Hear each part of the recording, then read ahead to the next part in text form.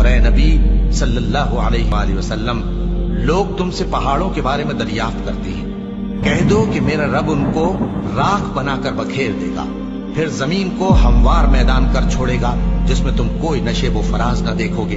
اس روز لوگ پکارنے والے کے پیچھے چلیں گے اور اس کی پیروی سے انحراف نہ کر سکیں گے، اور رحمان کے سامنے آوازیں پست ہو جائیں گی تو تم ایک ہلکی آواز کے سوا کوئی آواز نہ سنو گے۔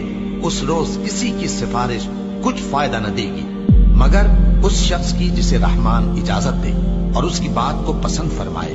جو کچھ ان کے آگے ہے اور جو کچھ ان کے پیچھے ہے وہ اس کو جانتا ہے، اور وہ اپنے علم سے اللہ کے علم کا احاطہ نہیں کر سکتے۔ اور اس زندہ و قائم کے روبرو منہ لٹک جائیں گے، اور جس نے ظلم کا بوجھ اٹھایا وہ نامراد رہا، اور جو نیک کام کرے گا اور مومن بھی ہوگا تو اس کو نہ ظلم کا خوف ہوگا اور نہ نقصان کا۔ اور ہم نے اس کو اسی طرح کا قرآن عربی نازل کیا ہے، اور اس میں طرح طرح کے ڈراوے بیان کر دیے ہیں تاکہ لوگ پرہیزگار بنیں یا اللہ ان کے لیے نصیحت پیدا کر دے۔ تو اللہ جو سچا بادشاہ ہے، عالی قدر ہے، اور قرآن کی وحی جو تمہاری طرف بھیجی جاتی ہے اس کے پورا ہونے سے پہلے قرآن کے پڑھنے میں جلدی نہ کیا کرو، اور دعا کرو کہ میرے پروردگار مجھے اور زیادہ علم دے۔ اور ہم نے پہلے آدم سے عہد لیا تھا مگر وہ اسے بھول گئے، اور ہم نے ان میں ارادے کی پختگی نہ پائی۔ اور جب ہم نے فرشتوں سے کہا کہ آدم کے آگے سجدہ کرو تو سب سجدے میں گر پڑے مگر ابلیس نے انکار کیا۔ اس پر ہم نے فرمایا کہ آدم، یہ تمہارا اور تمہاری بیوی کا دشمن ہے، تو یہ کہیں تم دونوں کو بہشت سے نہ نکلوا دے، پھر تم تکلیف میں پڑ جاؤ۔ یہاں تم کو یہ آسائش ہے کہ نہ بھوکے رہو نہ ننگے، اور یہ کہ نہ پیاسے رہو اور نہ دھوپ کھاؤ۔ پھر شیطان نے ان کے دل میں وسوسہ ڈالا اور کہا کہ آدم، بھلا میں تم کو ایسا درخت بتاؤں جو ہمیشہ کی زندگی کا باعث ہو اور ایسی بادشاہت کہ کبھی زائل نہ ہو؟ سو دونوں نے اس درخت کا پھل کھا لیا تو ان پر ان کی شرمگاہیں ظاہر ہو گئیں، اور وہ اپنے اوپر بہشت کے پتے چپکانے لگے۔ اور آدم نے اپنے پروردگار کے حکم کے خلاف کیا تو وہ اپنے مقصد سے بے راہ ہو گئے۔ پھر ان کے پروردگار نے ان کو نوازا تو ان پر مہربانی سے توجہ فرمائی اور سیدھی راہ بتائی۔ فرمایا کہ تم دونوں یہاں سے نیچے اتر جاؤ، تم میں بعض کے دشمن ہوں گے، پھر اگر میری طرف سے تمہارے پاس ہدایت آئے تو جو شخص میری ہدایت کی پیروی کرے گا وہ نہ گمراہ ہوگا اور نہ تکلیف میں پڑے گا، اور جو میری نصیحت سے منہ پھیرے گا اس کی زندگی تنگ ہو جائے گی، اور قیامت کو ہم اسے اندھا کر کے اٹھائیں گے۔ وہ کہے گا کہ میرے پروردگار، تو نے مجھے اندھا کر کے کیوں اٹھایا؟ میں تو دیکھتا بھالتا تھا۔ اللہ فرمائے گا کہ ایسا ہی چاہیے تھا، تیرے پاس ہماری آیتیں آئیں تو تو نے ان کو بھلا دیا، اسی طرح آج ہم تجھ کو بھلا دیں گے۔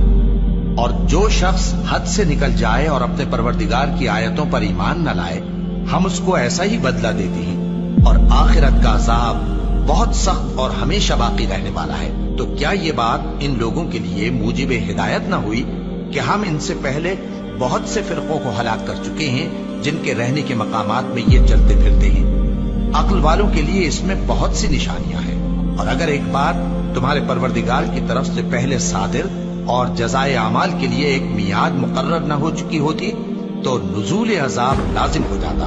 بس جو کچھ یہ بکواس کرتے ہیں اس پر صبر کرو، اور سورج کے نکلنے سے پہلے اور اس کے غروب ہونے سے پہلے اپنے پروردگار کی تسبیح و تحمید کیا کرو، اور رات کی کچھ گھڑیوں میں بھی اس کی تسبیح کیا کرو، اور دن کے مختلف اوقات یعنی دوپہر کے وقت بھی، تاکہ تم خوش ہو جاؤ۔ اور کئی طرح کے لوگوں کو جو ہم نے دنیا کی زندگی میں آرائش کی چیزوں سے نوازا ہے تاکہ ان کی آزمائش کریں، ان پر نگاہ نہ کرنا، اور تمہارے پروردگار کی عطا فرمائی ہوئی روزی بہت بہتر اور باقی رہنے والی ہے۔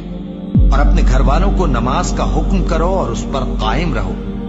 ہم تم سے روزی کے خواستگار نہیں بلکہ تمہیں ہم روزی دیتے ہیں، اور نیک انجام اہل تقوی کا ہے۔ اور کہتے ہیں کہ یہ پیغمبر اپنے پروردگار کی طرف سے ہمارے پاس کوئی نشانی کیوں نہیں لائے؟ کیا ان کے پاس پہلی کتابوں کی نشانی نہیں آئی؟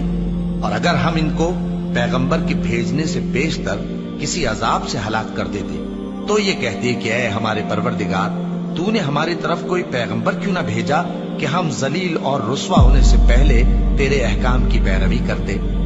कह दो कि सब नताइज अमाल के मुंतजिर हैं, सो तुम भी मुंतजिर रहो। अनकरीब तुमको मालूम हो जाएगा कि दीन के सीधे रास्ते पर चलने वाले कौन हैं और जन्नत की तरफ राह पाने वाले कौन हैं, हम या तुम।